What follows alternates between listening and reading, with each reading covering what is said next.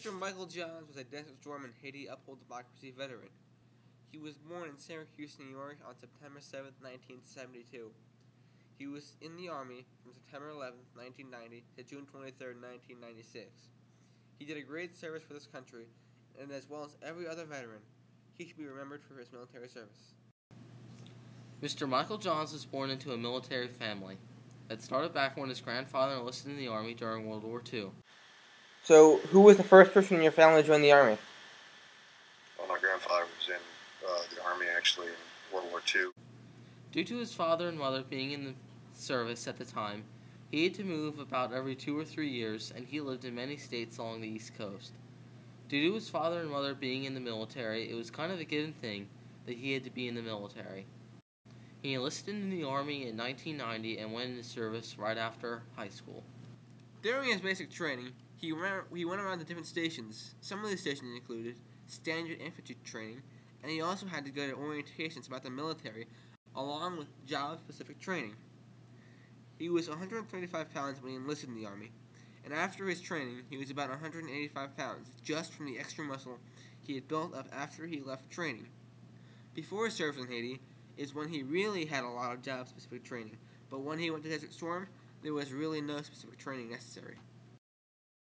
During his service in Haiti, he had to carry around 160 pounds daily during his service time. He didn't get much downtime while he was there. He only got a few days during his service there to just relax and hang out on the beach. He can never be in conflict with anyone in the unit, or they might compromise the mission, and if there were any problems, either him or the other person would be sent to do another job. His platoon's initial job was to set up airfield security within the island, as well as complete surveillance missions. Occasionally, because of how big his unit was, he was sometimes sent out to help out local law enforcement and other things like that. While he was in Haiti, he was armed with an M60 machine gun, an M16 with a grenade launcher, along with his sidearm. His experience with the local people was very good. They were scared, but he expected this since he was part of this huge military, and they were just on this small island. But as time went by, they started to warm up to them. Overall, his experience in Haiti was good, and he enjoyed the experiences as well as getting to know the people there. During his service in Desert Storm, his squadron's job was to provide security along the border while other units redeployed back to the U.S. Mr. Johns first drove a 10-ton cargo truck filled with supplies and ammunition. Eventually, he was put in the battle, during which he used an M16. The chemical threat was very high, so he wore a chemical protective mask and gear. He also wore a frag vest, which protected him in case of landmines. There was more of an urban environment in Desert Storm. In this mission, there was no easily identified enemy. He says that he enjoyed his experiences. We asked Mr. Johns which operation was more memorable for him. He responded Haiti because of the unique environment there, as well as the people. We also asked if he ever wished he was home and not serving. He answered by saying that every soldier has his moments when he says to himself, "I wish I was home right now," because of the little communication. One of the last things we asked him was, "Did you ever want to just stop and quit?" He replied there was times when he felt really bad about it, but it was never in his genes to give up.